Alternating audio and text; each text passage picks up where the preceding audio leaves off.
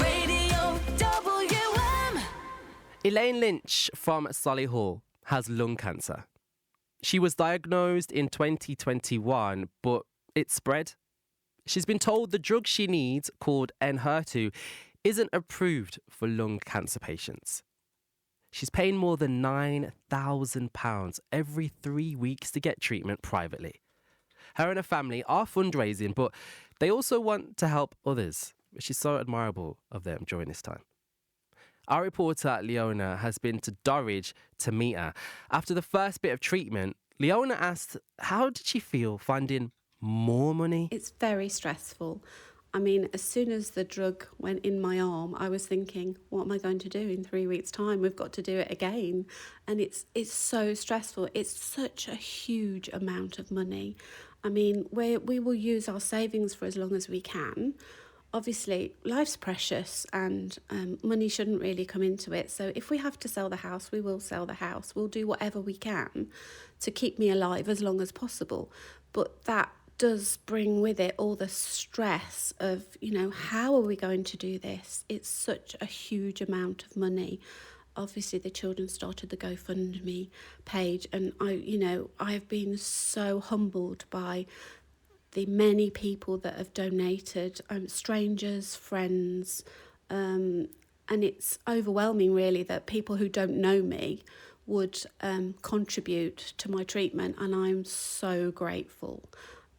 I feel sad that we have to do that because I've worked hard all my life. I've paid into the NHS all my life, and I feel it's a bit like begging when you have to fundraise, and it's not something I would ever want to do, but people do keep telling me that people wouldn't donate if they didn't want to, so I sort of have to take that on board, and I'm just very grateful that people have.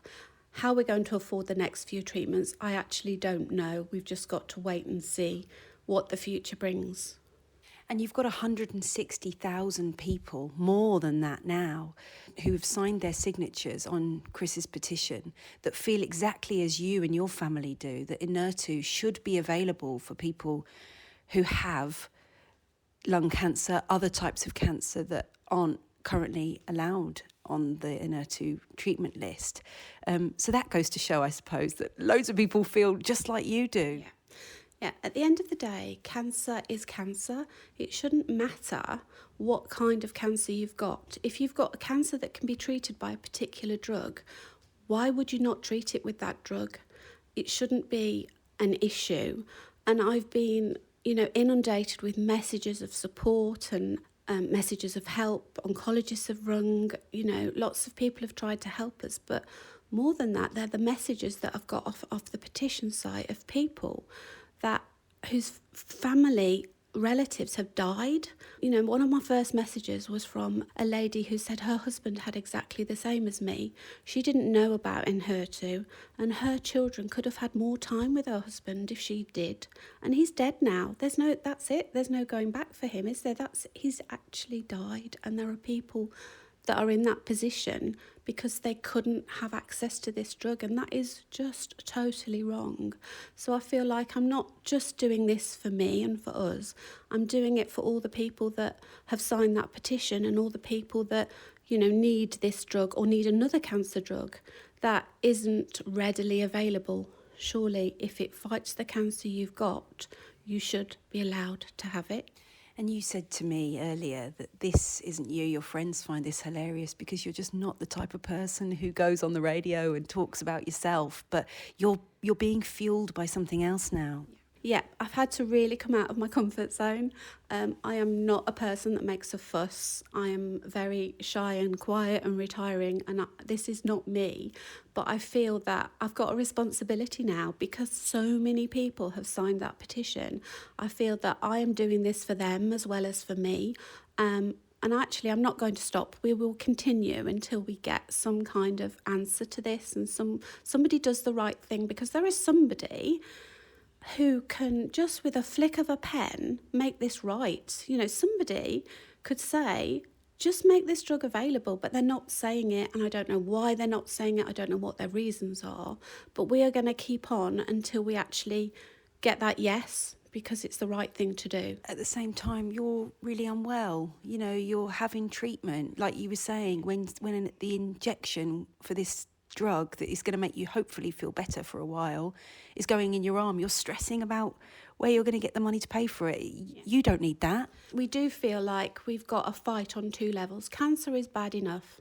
You know, you're fighting the cancer, you're fighting all the physical and the emotional stress that puts on you. But we're also, at the side of that, also fighting this other battle, which we shouldn't really have to be fighting. And it is added stress. It's added stress for me and it's added stress for my family. And it's not what we need at the moment. And it's sad that we're having to do this, definitely. I said earlier that I think your husband, Chris, is a bit of a force to be reckoned with because, of course, he was the one who was sat next to you on this sofa one night and started the petition. What do you want to say to him? I'm going to get emotional now. He's just amazing. We wouldn't have got this far without him. He's been my advocate right from day one. And I just can't thank him enough. He's been amazing. I think you're amazing, Elaine, because you're really, as you said, pushing yourself out of your comfort zone because you know what's right, not only for your own health, but also for the thousands of other people that are now following your story and following, hopefully, getting an HER2 registered on the NHS for people like you. Oh. That must be so hard. Thank you, though, to Elaine Lynch and her family for allowing us to tell her story. Stage 4 metastatic lung cancer. She never even smoked in her life. At all, ever. Could you imagine then the shock from her and her family to find this out? She's had chemotherapy, radiotherapy, immunotherapy. Well, that petition for change, it needs to get 200,000 signatures.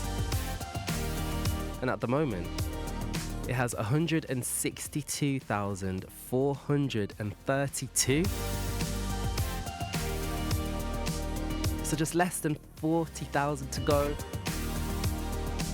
And they've raised more than £13,000 for treatment. This is incredible. So if you want to find out more on the GoFundMe, all you need to search for is Our Mum's Lung Cancer Fight. You can also see the petition as well by searching for Lung Cancer Patients' Right to Live. Hopefully we see so many better days for Elaine on the way.